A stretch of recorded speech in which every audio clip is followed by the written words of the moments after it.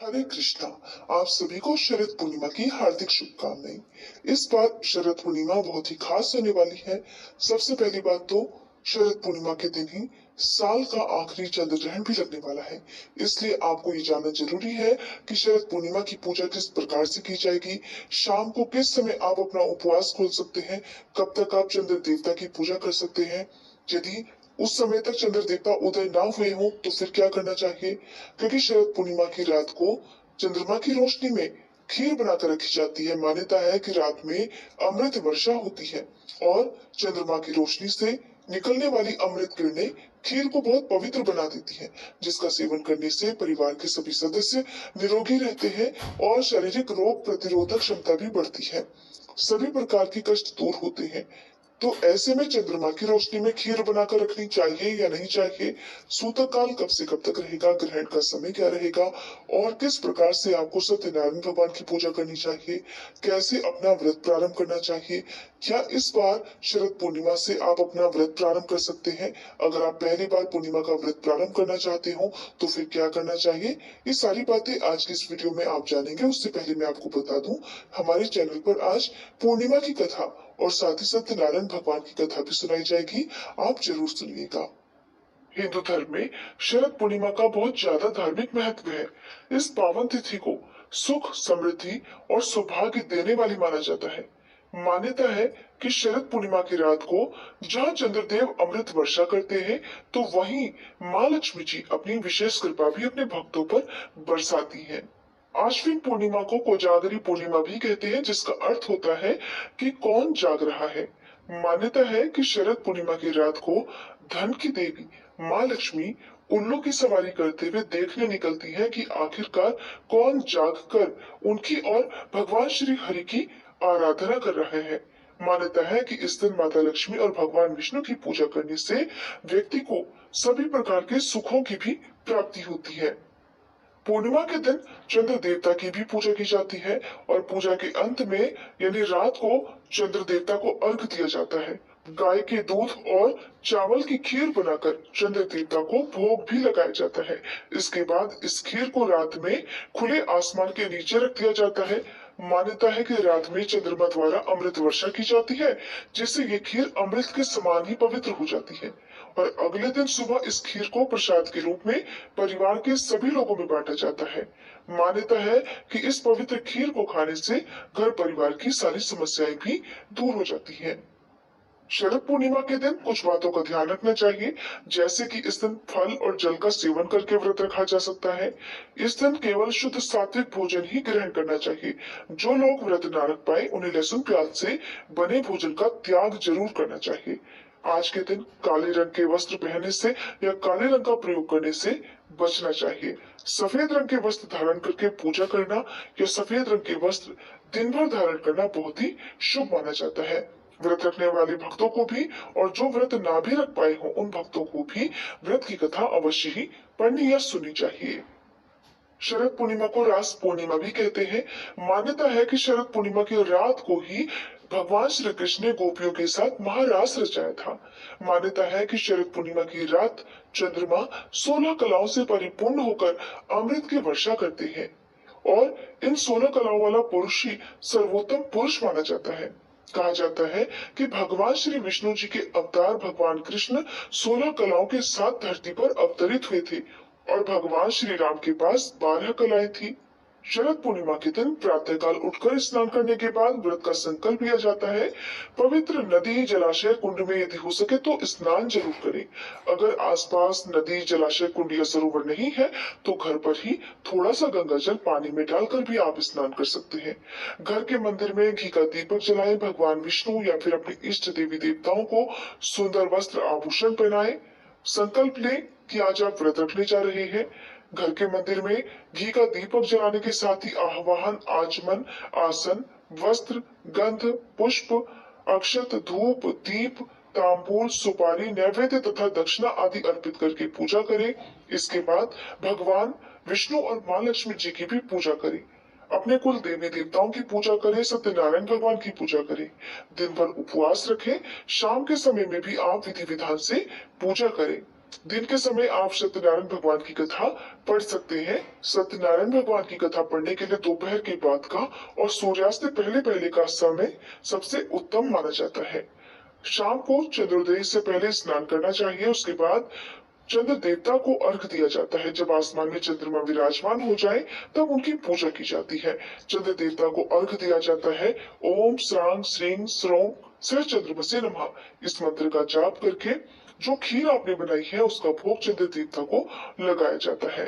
रात के समय अपने घर के मुख्य द्वार पर दीप जरूर जलाएं। आसपास जहाँ कहीं भी संभव हो, चौराहे पर, आसपास मंदिर में, पवित्र वृक्ष के नीचे, पीपल के पेड़ के नीचे एक दीपक जरूर जलाएं। अगर कुंवारी कन्याएं शरद पूर्णिमा का व्रत रखती है तो उन्हें मनोवांछित वर की प्राप्ति होती है, उनके जीवन के सभी दुख दूर होते हैं।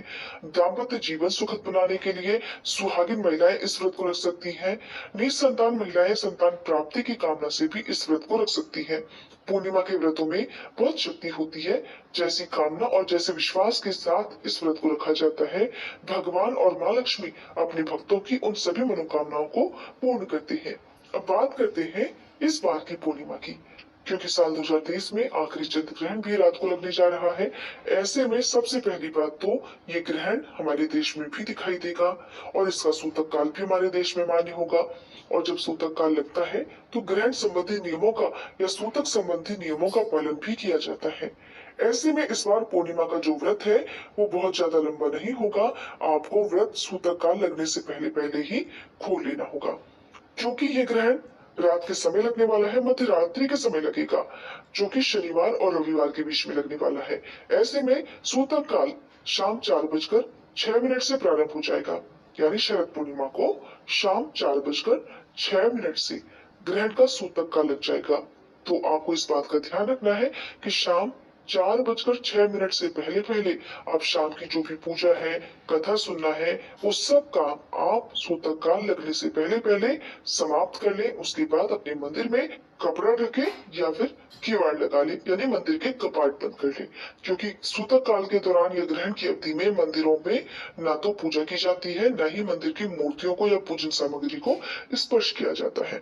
अगर आपने खीर बनाई है तो उसमें आप कुशा या तुलसी के पत्ते डालकर रख सकते हैं। खाने पीने की जो भी वस्तुएं हैं उन सभी में कुशा या फिर तुलसी के पत्ते डालकर जरूर रखें, जिससे कि ग्रहण से कोई भी अशुभ प्रभाव खाने पीने की वस्तुओं पर नहीं पड़ता है। ग्रहण की समाप्ति के बाद कुशा या तुलसी पत्ते निकालकर फेंक दें और उसके बाद इन वस्तुओं का सेवन किया जा सकता है।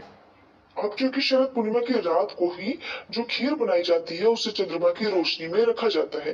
कुछ लोग रात भर के लिए रखते हैं, तो कुछ लोग जिनके लिए ऐसा करना संभव ना हो, जगह की कमी हो, तो कुछ देर के लिए, कुछ घंटे के लिए या कुछ मिनटों के लिए भी रख सकते हैं। तो क्योंकि ग्रहण लग रहा होगा उस समय, रात के समय सूतक काल भी लगा होगा, तो आप ग्रहण की अवधि में खीर बनाकर खुले आसमान के नीचे बिल्कुल भी ना रखें, क्योंकि रात के समय ना तो चंद्र दर्शन किया जाएगा और न ही चंद्रमा की पूजा की जाएगी। ऐसे में खुले में खीर आप भूले से भी ना रखें। इसके लिए आपके पास दो उपाय हैं। या तो आप ग्रहण की समाप्ति के बाद अगला दिन जब लग जाता है, अगली तिथि प्रारंभ हो जाती है, तो ग्रहण की समाप्ति के बाद अगले दिन के ब्रह्म मुहूर्त में आप खीर बनाकर रखें। उस समय भी चंद्रमा आसमान में विराजमान रहते हैं।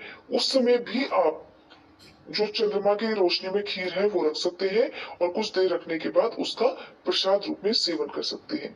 या फिर शरद पूर्णिमा की जो तिथि प्रारंभ होगी सुबह के समय, आप उस समय भी खीर बनाकर उसे चंद्रमा की रोशनी में रख सकते हैं। क्योंकि आपने सुबह व्रत प्रारंभ करना है, तो आप सुबह के समय उस खीर का सेवन ना करें। सूतक काल लगने से पहले जब आप अपना उपवास खोलें तो आप उस खीर को प्रसाद रूप में ग्रहण कर सकते हैं। कुल मिलाकर आपको ध्यान ये रखना है कि शरद पूर्णिमा की रात को जब चंद्रमा आसमान में विराजमान हो जाए, तब ना तो चंद्र दर्शन करना है, ना चंद्रमा की पूजा करनी है।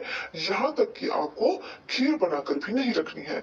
घर में यदि कोई गर्भवती महिला हो, बीमार लोग हो, तो उन्हें क्या करना चाहिए, इसके बारे में ग्रहण संबंधित वीडियो हमारे चैनल पर अलग से अपलोड होगी। आप जरूर देखिएगा। आप जानिए तिथि और शुभ मुहूर्त के बारे में। साल 2023 में शरद पूर्णिमा है 28 अक्टूबर शनिवार को। इस दिन आंशिक चंद्र ग्रहण भी लगेगा। पूर्णिमा का स्नान, दान और श्री सत्यनारायण भगवान का व्रत इसी दिन किया जाएगा, जो कि ग्रहण लगने के बाद भी दान किया जाता है। तो ग्रहण का दान आप अगले दिन रविवार को करें। पूर्णिमा तिथि प्रारंभ होगी 28 अक्टूबर शनिवार की सुबह 4:18 से। जिसकी समाप्ति होगी 29 अक्टूबर रविवार को 1:53 AM तक, यानी कि 28 अक्टूबर की मध्यरात्रि में ही। 28 अक्टूबर शनिवार को सूर्योदय सुबह 6:33, सूर्यास्त शाम 5:47, ब्रह्म मुहूर्त सुबह 4:57 से 5:45, अभिजीत मुहूर्त सुबह 11:48 से दोपहर 12:33, जो कि श्री सत्यनारायण भगवान की कथा पढ़ने सुनने के लिए उत्तम होता है। अमृत काल रात 11:11 से मध्य रात्रि 12:41 तक रहेगा। राहु काल का समय जो कि अशुभ मुहूर्त होता है सुबह 9 बजे से 10:30 बजे तक रहेगा। तो सुबह की पूजा आप राहु काल लगने से पहले पहले तक जरूर करें। यदि ना कर पाए हो तो राहु काल की समाप्ति के बाद करें। नियमों के अनुसार राहु काल को अशुभ मुहूर्त में गिना जाता है, इसलिए कोई भी नया काम हो या कोई भी अच्छा काम हो वो राहु काल के समय करने से बचना चाहिए। तो सुबह ब्रह्म मुहूर्त के समय में भी आप सुबह की पूजा करके और खीर बनाकर चंद्रमा की रोशनी में रख सकते हैं। 28 अक्टूबर को चंद्र ग्रहण तो लगेगा ही लगेगा, लेकिन इस दिन कुछ शुभ मुहूर्त भी है, शुभ योग भी है, जिनमें रेवती और अश्विनी नक्षत्र का शुभ योग रहेगा। रेवती नक्षत्र सुबह 7:30 बजे तक रहेगा, उसके बाद में अश्विनी नक्षत्र रहेगा सारा दिन तक। वज्र योग रात 10:52 तक रहेगा, उसके बाद में सिद्धि योग रहेगा जो कि अगले दिन तक रहेगा। इसलिए अगले दिन ब्रह्म मुहूर्त में जब सिद्धि योग रहेगा उस समय भी आप पूजा कर सकते हैं। चंद्रोदय का समय शाम 5:31 रहेगा। ऐसे में नियमों के अनुसार व्रत पालना किया जाता है चंद्रोदय के बाद, यानी शाम 5:31 के बाद। हर बार पूर्णिमा तिथि पर चंद्रोदय का समय अलग अलग होता है, लेकिन इस बार क्योंकि चंद्रोदय से पहले ही सूतक काल लग जाएगा तो आप चंद्रमा की पूजा भी नहीं कर सकते हैं। इसलिए व्रत आप सूतक काल लगने से पहले यानी शाम 4:05 तक कर सकते हैं।